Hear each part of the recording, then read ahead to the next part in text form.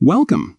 If you're looking to filter your Instagram likes so you can see only the reels you've liked, you're in the right place. Instagram is always updating its features, and sometimes it can be tricky to keep up.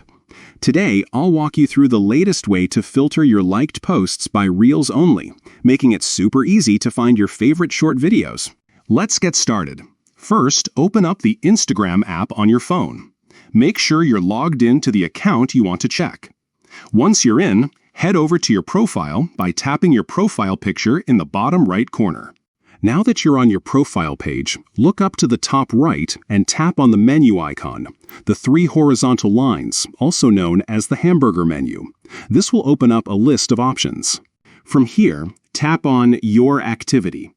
This section lets you manage everything you do on Instagram, from your time spent to your interactions.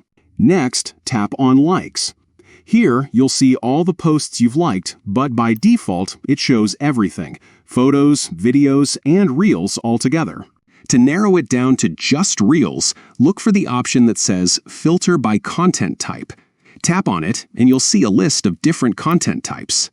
Choose Reels from the list. Instantly, Instagram will filter your liked posts to show only the Reels you've interacted with.